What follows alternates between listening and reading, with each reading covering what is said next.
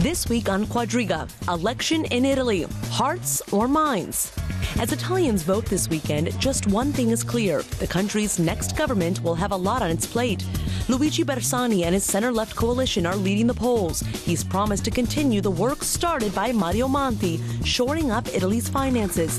The current prime minister restored faith in Italy by imposing a rigid austerity package, but a stagnating economy has made him unpopular. And there's a new party on the country's political landscape.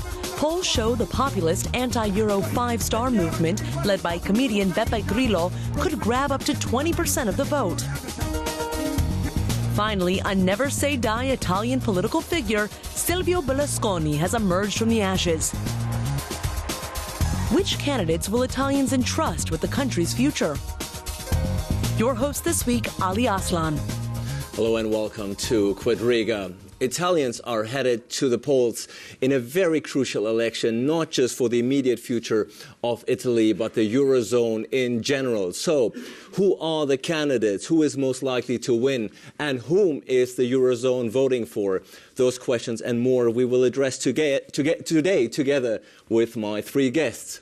Welcome to Stefano Casertano is an Italian journalist and author. He's also the chief correspondent in Germany for the Italian business newspaper L'Inchiesta. Marcus Walker is a Berlin-based correspondent for the Wall Street Journal and has been covering European affairs since 2005. And Burkhard Birke is a political editor and former correspondent for Germany's public broadcasting radio network, Deutschlandradio. Welcome to you all. Stefano Casertano. The election, as we said, very important for the immediate future of Italy, but the Eurozone in general as well. What is the latest mood now, a few days before the election? What is the latest, most recent mood in Italy? I think that the latest mood swings between uncertainty and desperation, because never as this time results have been so unpredictable. And the only certain thing is that there won't be a majority strong enough to introduce reforms, to introduce the reforms the country needs. Because you have two strong parties that most likely won't be part of a majority, Berlusconi and the great comedian Beppe Grillo. And so you have basically a comedian turning politician and a politician turning comedian, and they are both very effective. But you will have to deal with them. So the mood is between, as said, uncertainty and desperation. And indeed, Marcus Walker, Italians seem to be somewhat disillusioned with politicians these days. Can we blame them? Well, no, not really. I think that's a mood that Italy has in common with all of the countries on the so-called Eurozone periphery, all of the crisis hit countries. The political class has been deeply discredited, and that's why you have phenomena like the movement of the five-star movement and Beppe Grillo taking up to a fifth of the vote. Burkhard Birke, from abroad, if we take a step back, particularly the view from Germany, do we know enough about these candidates? Do we know enough about the election process in Italy? Well, we know pretty much about Berlusconi. We know much about Monti, but we don't know much about the other figures. But we know that with Berlusconi, the ghost of the past is haunting us. The leaders of Europe have a lot of experience in dealing with Berlusconi, and we saw in which state he left Italy when he left office. So I think from a European or from a Berlin point of view and perspective, there's great hope that this reform course that Mario Monti has taken will in one way or another be continued. And indeed, let's look at the candidates that are running for the position of Prime Minister in Italy. Stefano Casertano, Burkhard Birke already mentioned the most prominent figure perhaps abroad, Silvio Berlusconi. Many people are saying that this time he's actually not running to win, but to solve his legal problems. Is this something new? I must say, first of all, everybody should be happy about the return of Berlusconi, at least in the media business, because TV shows become much more interesting. And he's talking about media presence is much better than all of the others. Maybe Grillo is at his level, but come on, Bersani is just an old-fashioned level guy. So it's it's something everybody was waiting for. In terms of how he returned, he was a very smart guy. I mean, media guy, understood the zeitgeist, so the spirit of the time. So what was it about? I mean, opposition to Europe, opposition to Germany, complaints about the crisis. So basically, Berlusconi studied at the school of Beppe Grillo, took what he needed, and somehow revamped it, and that's how we explain his comeback. And many people are saying, Marcus Walker, that this time indeed he cannot win, but he can be the kingmaker. I'm not sure it's true that he can't win. I mean, we've had a poll blackout, and there's great uncertainty about where public opinion is right now. The polls, the recent ones, including the clandestine ones, within a margin of error. It's possible that he could actually win a plurality, which under the electoral system would give him some bonus seats. So he could form part of the government. It's not excluded, even if it's not the most likely scenario. So certainly no way to count him out until the very end. But Burkhard Birke, if the name Silvio Berlusconi raises all kinds of fears, are these fears exaggerated perhaps even? Maybe a little bit, but you know the saying, every people gets the leaders they deserve. So if the Italians will vote for Berlusconi to come into one office or another, I mean, not necessarily the one of prime minister, but he himself wants to be finance minister, if I understood his campaign statements correctly. So, I mean, he will have to deal with the problems of his country as well, and he will come down to look at the real facts and of the contraction of the economy, and he just won't be able to keep all the promises he made by promising tax cuts and all this. But I think Merkel and all the other governments in Europe would not be very much at ease at having to re-deal with him after bashing him in the campaign and publicly pronouncing we don't want actually Berlusconi to come back into office. And certainly Germans don't seem to, at least German politicians, don't seem to be too enthusiastic indeed about return of Berlusconi. Stefano Casertano, many people are scratching their heads outside of Italy and thinking, how is this possible? How is this possible that this man is making such a comeback? How is it possible that after 3-4 terms that he's already spent in office, that this man still has such a large following? Help us explain. The guy's a genius. He's the most talented politician Italy's had in the last, since World War II, I would say. But you must also consider that the ability of gaining power is different than the ability of actually exercising power.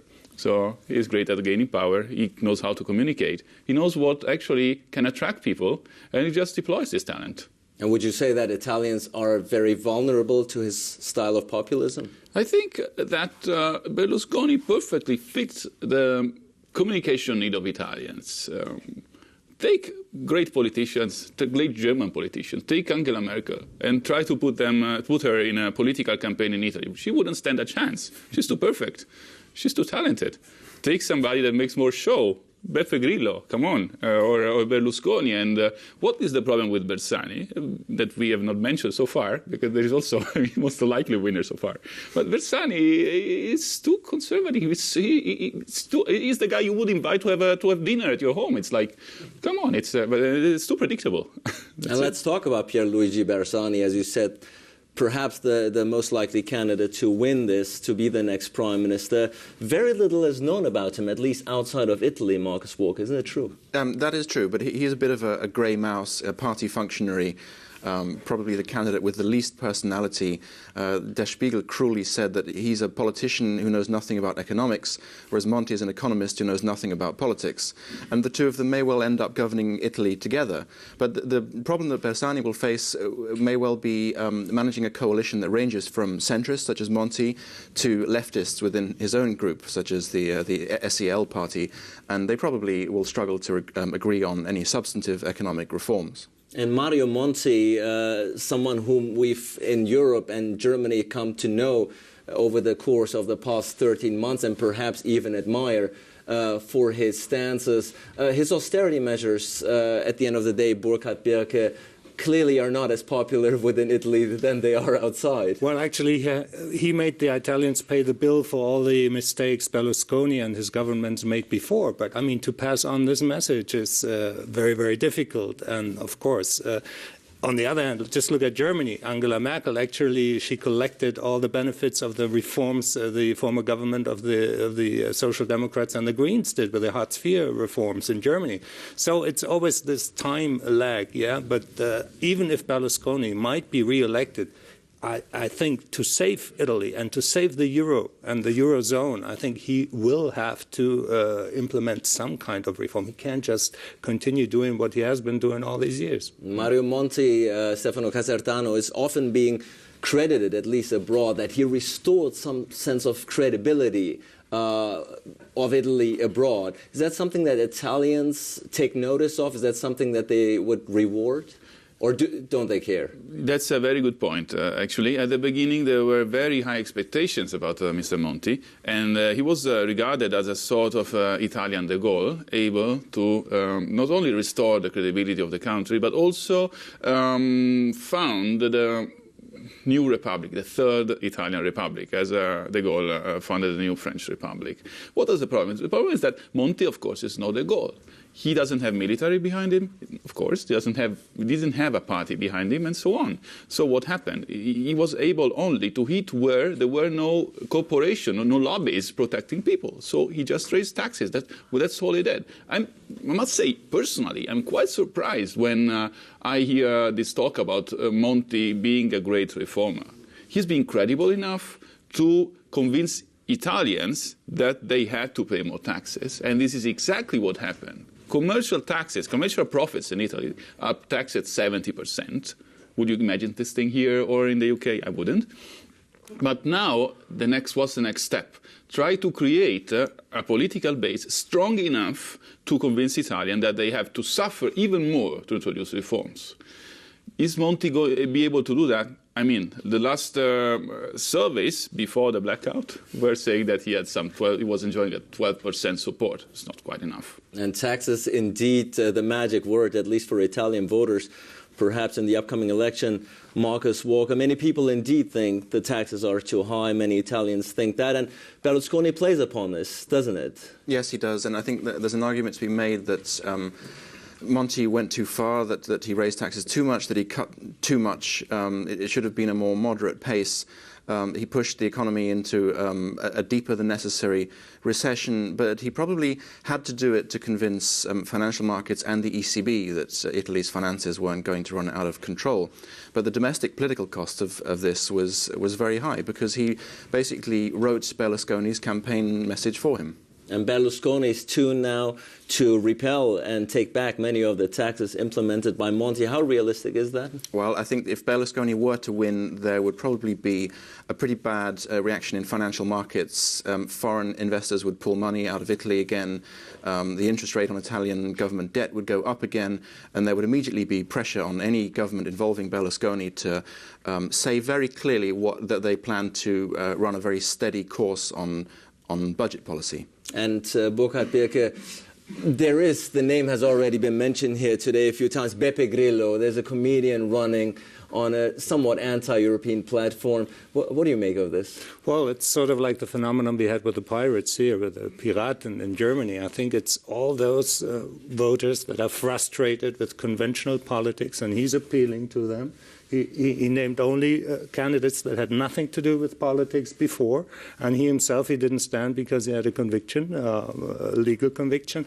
So it's a phenomenon of a protest vote. That's what I see more than anything else. I'm very, very populist, very anti-European, but I mean, if you look behind the stands, if he was really to take over some responsibility, I think things would sound a lot different. I mean, it's just collecting and fishing in the waters of all these frustrated voters of the technocrat Monti, excuse me, technocrat Monti, and of the maybe, pardon my language, clown Berlusconi. Stefano Casertano, this is, as we said from the beginning, a very crucial election for Italy. Are Italians aware of that? They are dramatically aware of that, and also in a personal way, because many Italians, even people with good education, skilled laborers, they are starting to move out of the country. People, it's 2 years people are talking about the new Italian immigration wave. I must just say, I would like to add one thing. There is a public dimension of the election. It is everything we mentioned now. There is also a personal and power dimension of the election about Mr. Berlusconi and the way he used Monti. It's not by chance. It's not a chance that he's coming back. He perfectly knows I will have Mr. Monti on the job, do the dirty job for me, raising taxes. People will be dissatisfied. Then I have a chance to come back. It wouldn't be possible for him to do it 2 years ago. People hated him. They were on the streets. So he said, okay, I'll give them something even worse, something they will hate, and I'll come back. And regardless, really, of who the next prime minister in Italy will be, he will have a lot on his plate because Italy is the 8th largest world economy and the 3rd in Europe and is going through dire times. Let's have a look. Europe's 3rd largest economy continues to struggle with recession, stagnant growth, and soaring unemployment. Since the 2007 financial crisis, it has contracted more than any other in Europe except for Greece. Business figures complain of the country's stifling bureaucracy, as well as restrictive labor laws and corruption. And the country's court system can take years to process cases. Under Mario Monti, fiscal progress has been made in getting Italy's huge debt under control. But Italians are still angry about stagnation. The populist platforms presented by his challengers include promises to roll back many reforms or block them. If the spoilers have that power when polls close this weekend, what effect would it have on the rest of Europe? If Italian reforms grind to a halt from self-induced political gridlock, what would it mean for the EU? Well, Marcus Walker, as we saw, really dire days these days in Italy, difficult times ahead. Unemployment stands at 11%, unemployment youth even over 30%, high labor costs, low productivity, almost no growth. Is this a task that only even one man can handle and solve at the end of the day? No, not at all. I mean, really, if you look at the longer-term picture of what's happened to Italy, it's a country that's in long-term relative decline that's now turning into an absolute decline. You know, its post-war economic miracle petered out in the 1980s. Since then, its economic performance has been getting worse in every decade. It had basically no growth during the years of the euro before the crisis. And since the crisis, since 2008, it has suffered the worst cumulative loss of output and jobs of all of the crisis countries except for Greece. It's actually done worse than Portugal, Spain or Ireland, if you compare the period from 2008 till today. And that is the case even though it didn't have a debt bubble. You know, its public debt was actually quite stable. It didn't have a big private borrowing splurge, unlike the other countries. So, I mean, it's a bit of a mystery what went wrong in Italy, what has caused this long-term decline in productivity. And one of the problems, I think, is that there is no consensus in Italy on the diagnosis. What has gone wrong with the country? And there is no serious debate about it at the public level either. What would you say? What went wrong? It is very hard to say. It is a bit of a whodunit. What is the problem? Is it really that the economy is overregulated? But it's actually not as rigid in its regulation as France in some ways. And the labour market in France is worse. So, like, what has happened here? There is a theory that says it's the governance, it's the weak rule of law. It's corruption. It is a declining quality of public administration that has become worse in the last 20 years. Which Berlusconi has probably contributed to through his attack on the independence of other institutions. And Burkhard Birke, these dismal figures just put forth by the Wall Street Journal correspondent, poses a great deal of headache to Europe, no? Of course. Actually, I mean, I was in Brussels, a correspondent, when we created the currency union, and everybody looked at the fundamentals of Italy even back then. And Italy had already a debt of 100% of its GDP and should not have been a member of the Eurozone, actually. And only because it was a founder member, it was integrated into the Euro. So, I mean, there's been a long-standing problem, and the expectation was that the Italians would work at reducing their debt. Now we stand at 123%. Every economist in the world tells you that the sustainable level of a national debt is around 90%. So, I mean... I disagree with that, actually. I think that's actually a disputed theory, that there's this 90% threshold, and that's the Rogoff and Reinhard theory. But actually, I don't think Italy's problem is the public debt, because its public spending is roughly covered by its taxes.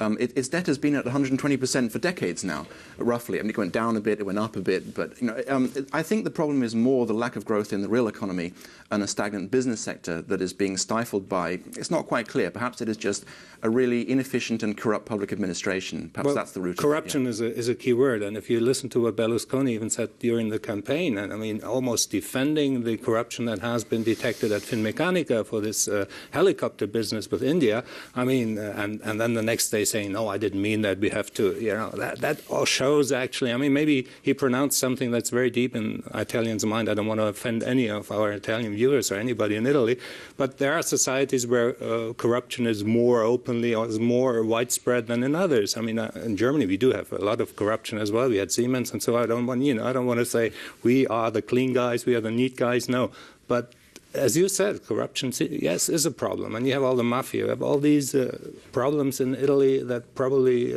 are the cause of the problems. Well, these are consequences, I think, of an overarching condition, if I may. I think that the problem with Italy is that it started to be stuck in the 90s. When our governors tried to reform the country and introduce a more deep, market-oriented system, privatizing large state enterprises and so on. But if you take a look at how it worked, like the privatization of Finmeccanica, or of any of the energy companies or of many other companies, it was basically blocked after a certain point, and the state retained the so-called golden share, so control of the companies. At the same time, there was this lobbies, a sort of Italian oligarchs that emerged and started to control the economy. And the judiciary system, that's something you badly need to control a free market-oriented system, was not reformed. So that's when Italy started to be stuck. If law is not certain, of course, you cannot have controls and you cannot have a free market system. That's why Italy stopped growing 20 years ago. I think the problems began earlier, though. They really began as early as the 1970s, when Italy's finances became a real mess. When inflation got out of control, when the government was stuffing the central bank with its own debt. And that's when the debt really went from relatively low levels up to these levels of above 120%. And in the 80s, the economy continued to grow only because of rising public debt. And then there was an attempt to reform the country and to find a different way of growing. So since the Maastricht Treaty, since 20 years ago, Italy tried to find another way of growing, not rising public debt, but something else, and to become more like North European countries, to increase the role of the market in its economy. And yes, the reform project has failed, but I think that reform project was an attempt to address much older problems. I think it was, of course, a reaction to earlier problems. The public debt skyrocketed in the 80s, and somehow people claim that it was an attempt of the West to ignite an artificial growth in Italy to oppose the Soviet bloc or whatever. So the 90s was a way to say, let's create a new national economic dimension of the country, and it didn't work. So I would say, basically, we're talking about the same thing. We might also say Italy never developed a real national conscience and never had a destiny, a direction, the way Germany reformed itself 10 years ago. So that's a big problem now. Yeah, and what I see as an outsider is that there is no consensus or even a couple of clear theories in Italian public discourse about what has gone wrong with the country. And that is why it's so difficult to elect a government that can actually propose a solution, because the society doesn't know what the problem is. Of course, because you don't have one Italy. You have at least, I would say, 3 Italys. And the problem is also that the problems you have in the north are very different than the ones you have in the south. Some northern regions are comparable to Bayern, to Bavaria and Baden-Württemberg in terms of performance and in terms of education and in terms of competitiveness in the global sphere. The south is more comparable to Greece. It's the most poor region in Europe. So, well, there might be 3 Italys, but there will only be one prime minister, that's for sure. after the next election, and he will have a lot on his plate. Now, many people are saying this election is very crucial because bailing out Greece, bailing out Cyprus, and perhaps even Portugal is one thing.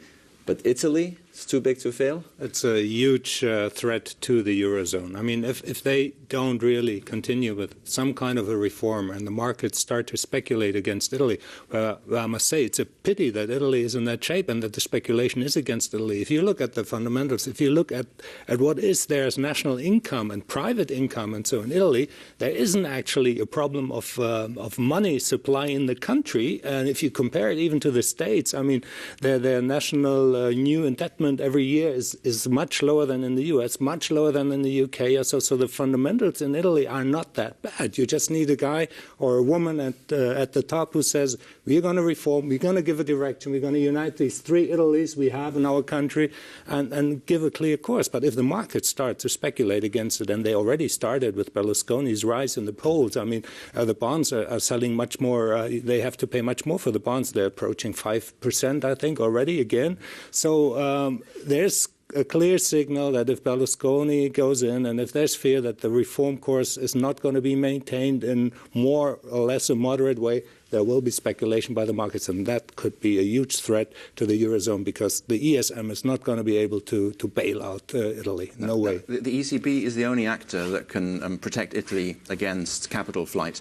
But that would, because the ECB has made its help conditional on countries applying to Europe for basically a kind of overdraft in exchange for signing up to reforms, that would require Italy to have a government that is able and willing to sign up to those reforms and to negotiate a reform agreement with Europe. And that's a big if.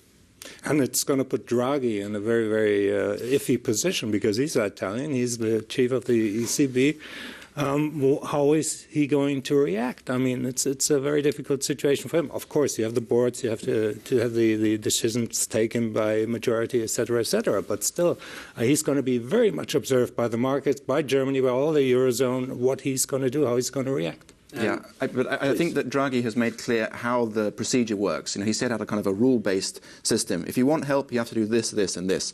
Nevertheless, there will be a political reaction in Germany against ECB help for Italy because there is a deep mistrust of Italy in Germany among German elites, media, and public opinion. And I think that could be one of the damaging areas of fallout from this election. If Italians really do elect Berlusconi again, I think there will be a strong reaction in Germany. That people will be asking themselves, who are these crazy people? How could they elect that guy again? And do we really want to share a currency with this country?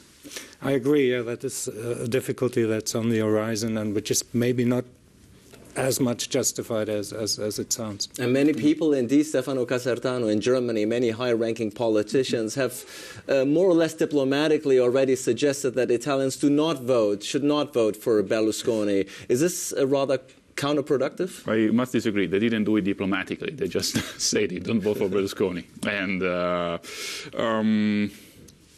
is this rather there is a big counterproductive? misunderstanding. It's not Germany keeping Italy hostage. It's quite much Italy keeping Germany hostage. If Italy exits the euro, the big loser might be Germany. You lose Rome, you lose Athens, you lose Madrid, you lose Lisbona. And that's the big problem. I've been talking with politicians. They were saying, yeah, Italy must be the example must serve as an example for Spain and Greece and so on. We made it, you're going to be able to make it. But what if Italy doesn't? And the other big problem is that, yes, there is a 123% public debt, whatever. A big chunk of it is held by Italians. So Italians decide what they want to do about it. So it's an unpredictable variable in Italy. And I wouldn't go so far as calling Italians crazy for voting Berlusconi. I think it's actually the most predictable reaction because people are starting to realize we might be powerful if we have a guy that actually is stronger at saying no to austerity and so on. It's stronger at maybe inappropriately, I would say, at bumping his shoe on the table and saying we want to pay less taxes and we want you to transfer money to southern Italy. You too. So we will recover. Otherwise, you are the big loser. So And Marcus Walker, Berlusconi indeed has led a somewhat very openly anti-German election campaign, accusing Chancellor Merkel of various sort of things. Do you think that will resonate with the Italian voter? It already has resonated, and also Monti has done very badly at responding to this, and he's really walked straight into Berlusconi's trap every time he tries to respond to this. I mean, clearly there is a great bitterness in Italy among many Italians, a sense that Germany has violated Italy's sovereignty. This also goes back to the way that Berlusconi fell from power, because it was a combination of pressure from financial markets, from the ECB, and from other Eurozone governments, including the German government, that prompted Italy's president to look for a different coalition. Burkhard Birke, for Germans, perhaps a striker, Balotelli, is a bigger threat than Berlusconi at the end of the day. But these anti-German sentiments coming from Rome, and particularly Berlusconi in this regard, that doesn't bode well, does it? Well, I want to pick up Balotelli because he struck us out of the championship. He might strike us out of the election again, because Berlusconi bought him for AC Milan, which was a genial maneuver, which probably brings him a lot of votes. I mean, who knows if that might be decisive in a way for the election too. Now, I think they had done better abstaining and saying it's up to the Italians. They vote for the leaders they want to, because Angela Merkel has already made several mistakes. She did not receive Obama when he was in the opposition. She did not receive Hollande, the French candidate for the presidency at the time, because she was publicly supporting Sarkozy. And so, I mean, actually they should have learned their lesson. And I mean, it's independent people deciding in an election who they want to be governed by, so they should have said just nothing. Everybody knows, and the markets show enough reaction to the polls, that they shouldn't have said anything. Yes, I think that Italians, especially in this condition, they are very sensible to comments from abroad and to criticism. And what I'm surprised about is actually the fact that Hollande was, although he never served in any government office before election, he was quite known abroad before being elected. Whereas Bersani, he's been minister twice, and as an industry minister, he's also performed quite well. He's recognized, he reformed something. But actually nobody knows it. I mean, most journalists, if you speak with them, they clearly admit nobody knows about him. Who is this dark guy? Where does he come from? Well, there's no wonder, because Berlusconi controls all the media on top of that. I mean, he is an enormous come on, platform. That's so 90s. It's not true anymore. But indeed, Marcus Walker, if you look at the papers and the internet, surprisingly very little is being written and covered about the Italian elections, no? Considering how crucial they are, actually. I don't know. I think in the German media there has been a lot on Berlusconi and Grillo. I think in the English language, international papers such as our own, and we also had, I think, the first foreign interview with Bersani when the election campaign began, in which he tried to send a kind of reassuring message to international markets that he would continue with Monti's course. I mean, Monti is very well known abroad. No, I think there has been a fair amount of coverage, but as in Italy, there is great uncertainty about what's going to happen and what it means. Yeah, I must say this is the fact of continuing Monti's course. He couldn't have scared the Italians more. That might be a communication mistake. And even today's show is being very much marked by this figure, Berlusconi, showing that he's still towering somewhat over this debate and discussion. Let's look at the elections. At the end of the day, the Italians have a blackout on polls 2 weeks before the election. If you had a shot, what do you think? What is the most likely outcome? The most likely outcome is that the centre-left, led by Bersani, will form a government with some support from the centrist parties that Monti is the figurehead for. But I'd like to say that I think these candidates that we're talking about are really the symptom, and the underlying problem are the divisions in Italian society, the lack of a clear narrative or a consensus on what has gone wrong with the Italian economy and what really needs to change. And that's why you have this fragmented political scene and a very unclear outlook for reforming the country. So if I understand you correctly, there's no one who actually assumes responsibility for things that have gone wrong? There's no one that can tell, well, not only that, but that is certainly true, but there is no one who can tell a clear and convincing story on what the problem is, what needs to be done, and can mobilize much support in Italian society. Even Monti, after dealing out economic pain for a year, has turned to promising tax gifts, because he can no longer tell a convincing story that mobilizes people. Stefano Casertano, as an Italian, how much does it hurt you to see that Italy is being perceived abroad still, if you think as a country who can't get its act together? I think that Italy is way more stable than people actually perceived it. It is for many years. Then it went off track in the last 3 after the crisis. I think that the biggest problem is that there is no politician actually able to talk to Italians as Italians, but only as Italians belonging to a specific, as we say in Italy, to a specific church. Okay, it's a sectarian politics, so that's why it might not be working. On top of that, I must say, Mr. Monti, he was appointed prime minister without following the regular process of winning the election, creating a government, and gaining the support of the parliament. He was just put there by the president of the republic. Many Italians thought it was quite inappropriate that building on this some sort of publicity he had because of this process, he decided to become a full-fledged politician. This is something many Italians would have avoided. And that doesn't, morally, some people perceive it doesn't make him better than Berlusconi. So you're saying he overstretched his mandate? Yes, of course. I mean, if you're not elected and if you respect the country and you are in a very powerful position with specific tasks, you should fulfill the tasks and then clear office and restore the democratic process. What's going on now in Italy, it's very dangerous. So you're actually suggesting that it would have been better Monti not being a candidate in this election and maybe just being called as a finance minister by Bersani in the end, or what? If he gains the support of a party which has been democratically elected, then it would be democratically justified. In this case, I must say, the reason why he doesn't get, by the latest polls, no more than 12% support is because people don't trust him. He overstretches mandate. On whether Italy is a stable country, I mean, in many ways, yes, but I think it has an Achilles heel, and that is, in the euro, it is reliant on the stability of cross-border capital flows.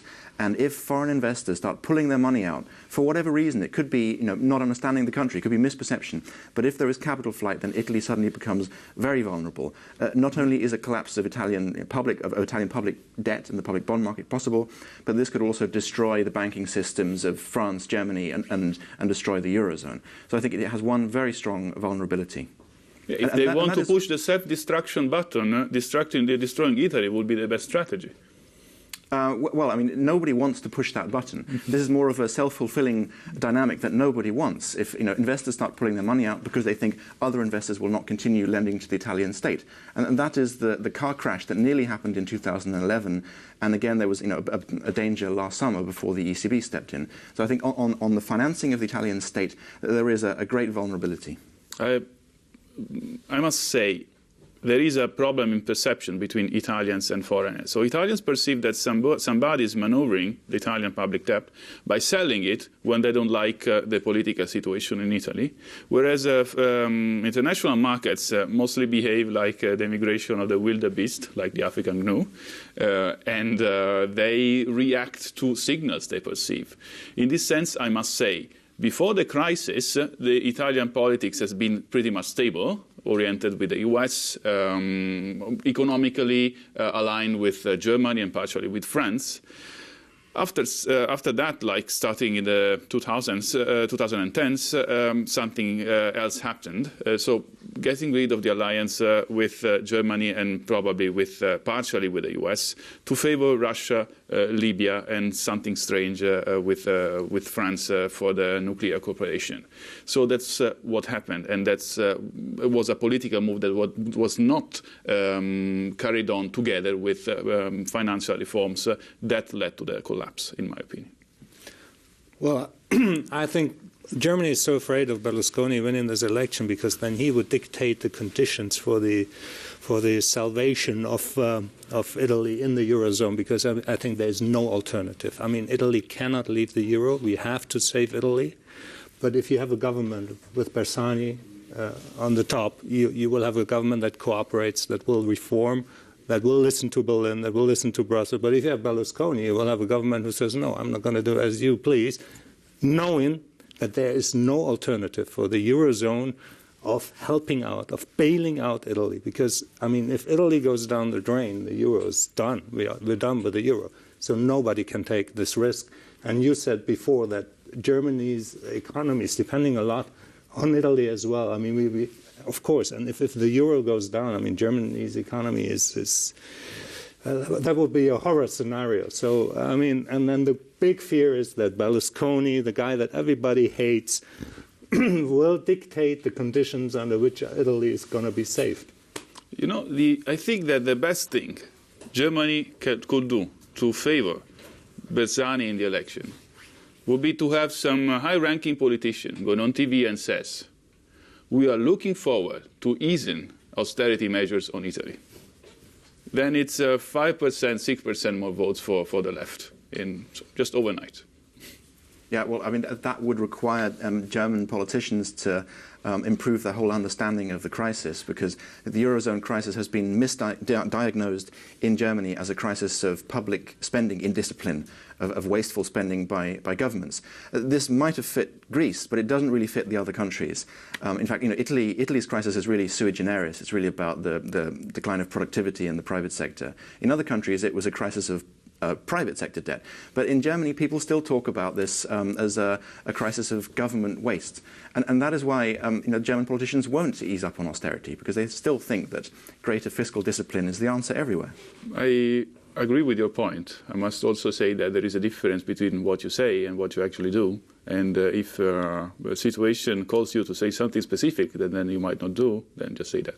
Well, indeed, in any election, there is a difference between what you say and what you will end up doing eventually. In Italy's case, it's very much crucial, not just for the immediate future of Italy, but the Eurozone in general. I think that came very clearly out in this debate today. I want to thank my guest for shedding some light on the upcoming election. I want to thank you out there for tuning in and looking forward to seeing you again next week for a new edition of Quadriga.